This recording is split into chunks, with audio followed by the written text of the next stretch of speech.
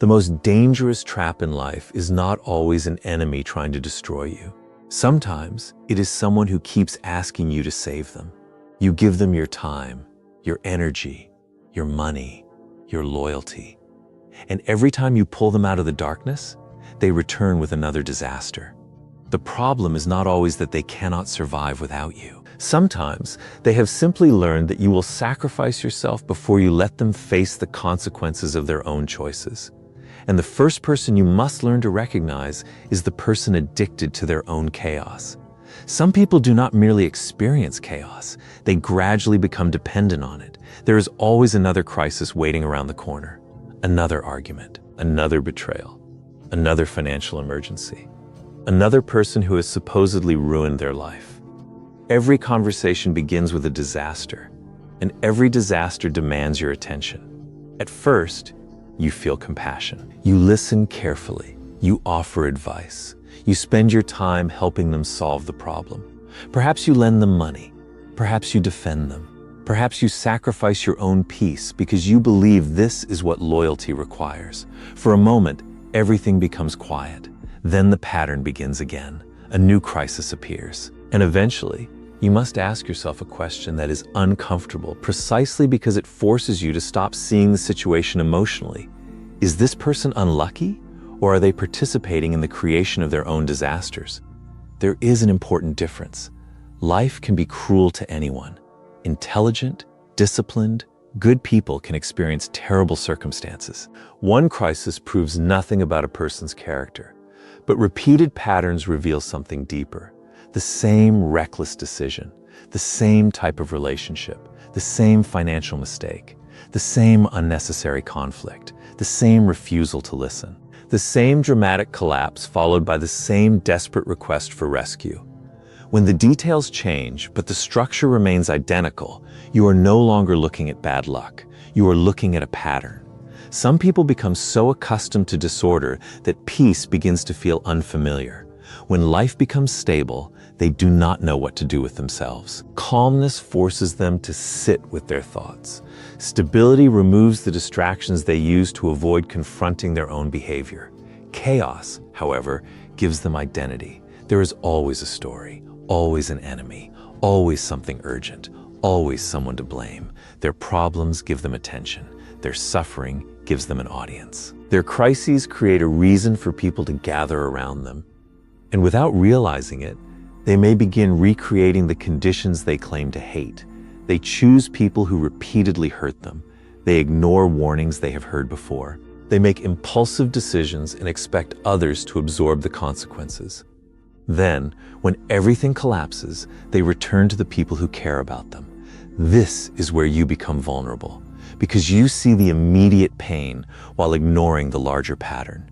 You think, they need me right now. Perhaps they do.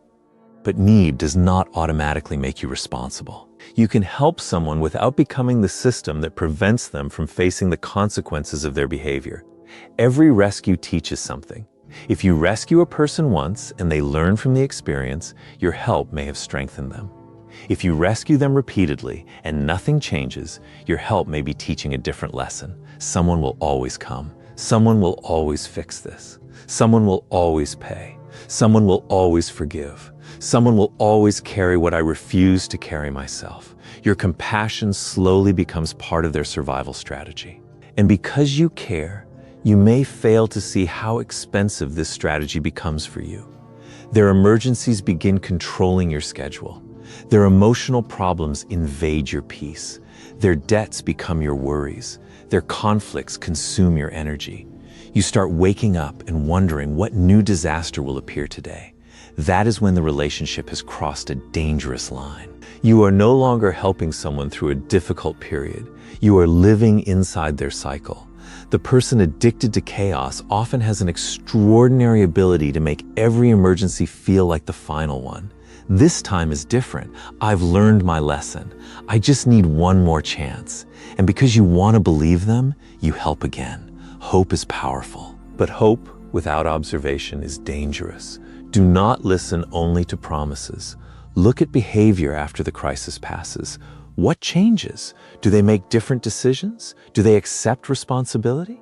Do they avoid the people and situations that caused the previous disaster? Do they develop discipline? Or do they simply become calm until the next storm arrives? That answer tells you whether you are helping someone rebuild or merely helping them reset. You should also understand that stepping back does not always mean you lack compassion. Sometimes distance is the only way to stop participating in a destructive pattern. When you constantly remove consequences, you can unintentionally delay the person's growth. There are lessons advice cannot teach. Consequences can. The person who never feels the weight of their decisions has little reason to change them. If every fall is softened by someone else's sacrifice, they may never learn how to stand. You cannot build stability for someone who keeps destroying the foundations. You cannot create peace for someone who secretly returns to conflict. And you cannot save another person's life by allowing their chaos to consume yours. Help when you can, but measure the cost. If your help repeatedly requires you to abandon your goals, your finances, your relationships, your mental peace, and your self-respect, then you are not acting from strength anymore. You are being pulled into a system that has no intention of changing. Compassion requires boundaries. Without boundaries, compassion becomes self-destruction. The person who betrays you and expects unlimited forgiveness betrayal is rarely painful only because of what happened. It is painful because of what you believed before it happened. You trusted someone with access to your time, your loyalty, your private thoughts, your weaknesses, perhaps your resources, and then they use that access against you. Everyone makes mistakes. Human beings fail each other. A single act does not always reveal the entire character of a person, but repeated betrayal is different. The first time may be a mistake. The second time may deserve deeper examination. By the third time, you should stop calling the pattern an accident. Some people become experts at returning after they have damaged you. They know when to appear. They know when you are lonely. They know which memories to mention. They know exactly how to speak about regret. They may become emotional. They may promise change. They may remind you of everything you once shared. And slowly, the focus shifts. You begin thinking about their pain instead of your own. This is one of the most effective forms of emotional manipulation. The person who harmed you becomes the person you feel responsible for comforting. They may even become angry when you hesitate to forgive them. Suddenly, your caution becomes cruelty. Your memory becomes bitterness. Your boundaries become evidence that you are incapable of love. Do not be confused by this reversal. A person who genuinely regrets betraying you understands that trust will not return immediately. They do not demand instant access. They do not pressure you to forget. They do not become offended because you have become careful. They understand that their actions change the relationship and that rebuilding trust requires time. Someone who demands unlimited forgiveness is often demanding freedom from consequences. And consequences are what reveal whether an apology has any substance. Words are easy. Patterns are expensive. Anyone can say, "I'm sorry." Very few people are willing to change the behavior that made the apology necessary. That is the difference between regret and transformation. Regret feels bad about what happened. Transformation refuses to keep creating it. You do not need to become cruel towards someone who betrayed you. You do not need revenge. You do not need to dedicate your life to resentment. But forgiveness and access are not the same thing. You can release the anger and still close the door. You can understand someone's reasons without accepting their behavior. You can wish them well without allowing them back into the same position where they hurt you before. This is where many people become trapped. They believe that if they forgive someone, they must trust them again. But trust is not a gift you owe someone because they apologized. Trust is built through evidence, and evidence takes time. Watch what they do when they receive another opportunity. Do they respect your new boundaries? Do they become more transparent? Do they accept responsibility without blaming circumstances? Do they change even when no one is watching? Or do they simply behave better until they believe you have forgotten? That distinction matters. The person who repeatedly betrays you may not hate you. They may care about you in their own limited way. But caring about someone does not automatically mean you are safe with them. Some people care and still lie. Some care and still manipulate. Some care and still choose themselves whenever loyalty becomes inconvenient. You must learn to separate affection from trustworthiness. A person can be emotionally important to you and strategically dangerous. That is one of the hardest truths to accept. Your history with someone does not guarantee your future with them. The number of years you have known them does not erase the evidence in front of you. Do not allow nostalgia to negotiate against your judgment. When people show you a pattern, study the pattern. Because every time you forgive repeated betrayal without requiring changed behavior, you send a message. You are teaching them what they can do and still keep access to you. You are showing them where your boundaries disappear. You are making your forgiveness predictable. And predictable forgiveness, when there are no consequences, can become permission. The strongest response is not hatred. It is clarity. See the person as they are, not as you hope they will eventually become. Judge apologies by what follows them. Judge loyalty by what happens when it becomes inconvenient. Judge character by patterns repeated under different circumstances. And never confuse your ability to endure pain with a duty to keep accepting it. The person who only loves you when you are useful will often make their affection feel convincing. As long as you provide time, money, attention, protection, or solutions, they remain close. But say no, become unavailable, or stop solving their problems, and their attitude changes. They may become cold, distant, or accuse you of changing. The real test is not how they treat you when you are useful, but how they treat you when you have nothing to offer. Genuine loyalty survives inconvenience. Conditional loyalty disappears when access to your resources, energy, and usefulness begins to close. The person who refuses responsibility for their own life can turn every conversation into a search for someone else to blame. Every failure has an enemy, every consequence is unfair, and every solution has an excuse attached to it. You can advise them repeatedly, but they remain unchanged because they want sympathy without accountability. Saving such a person often makes you part of their escape from consequences. Eventually, your help becomes another resource they consume without changing their behavior.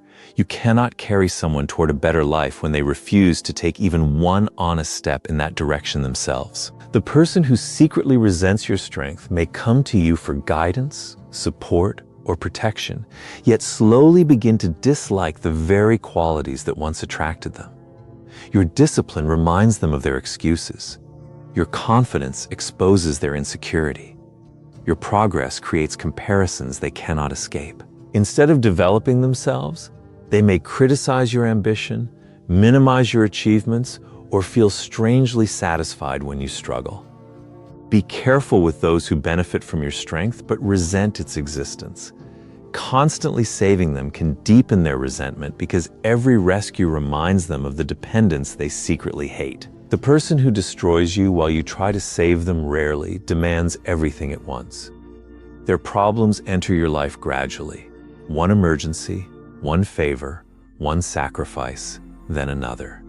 Soon, their debts become your worries, their conflicts consume your time, and their instability becomes your daily atmosphere.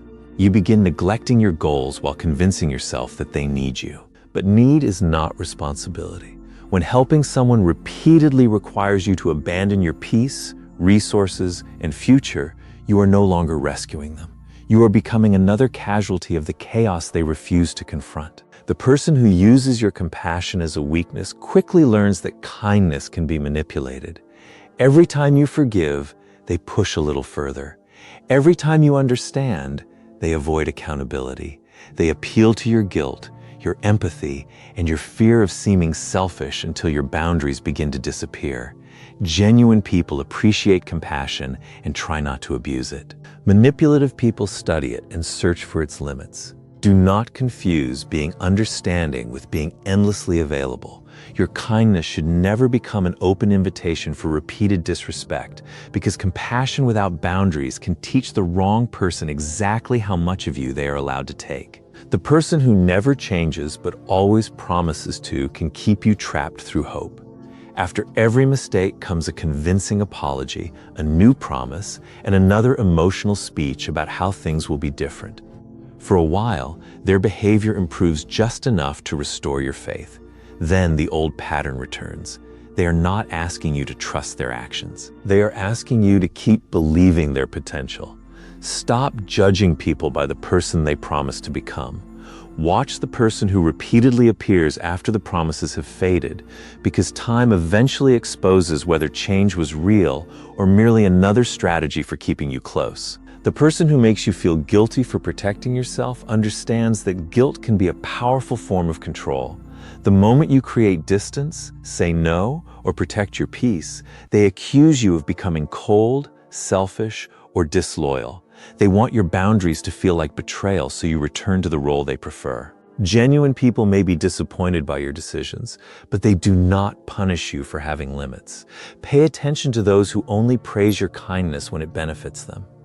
Your responsibility is not to make everyone comfortable. Sometimes protecting yourself requires disappointing people who became comfortable with unlimited access to you. The person who pulls you down to avoid rising alone does not always attack openly.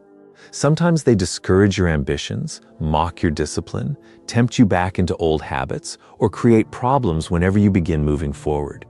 Your progress threatens the comfort of remaining unchanged, so instead of improving themselves, they try to make growth feel lonely or unnecessary. Be careful with those who only feel connected to you when you remain beneath your potential. Real companionship allows both people to rise. The wrong person would rather keep you trapped beside them than face the difficult journey of growing beyond the life they have chosen. Not everyone who is suffering is your responsibility. Not everyone who asks for help is ready to change. And not everyone you save will be grateful for being saved. Some people will betray you and expect endless forgiveness. Some will stay close only while you are useful. Some will refuse responsibility for their lives and quietly turn you into their next excuse. Others will benefit from your strength while secretly resenting it, consume your compassion, promise change without ever changing, and make you feel guilty for protecting yourself. The hardest lesson is learning that kindness without judgment can become self-destruction. You can help someone without carrying them. You can forgive someone without trusting them again. You can care about someone without allowing their chaos to become your future. And sometimes the greatest act of self-respect is recognizing that a person is not asking for a hand. They are asking you to surrender your entire life to problems they refuse to solve. Real strength is not measured by how many people you rescue. It is measured by whether you can recognize when saving someone is slowly destroying you. Do not allow guilt to turn your compassion into a prison. Help wisely, protect your peace, and never destroy your own future trying to rescue someone who refuses to change. Comment: I can care without sacrificing myself. And if you want more powerful lessons on human nature, strategy, psychology, and self-mastery, subscribe to the channel. Because real freedom begins when you understand this. The wrong person would rather keep you trapped beside them than face the difficult journey of growing beyond the life they have chosen.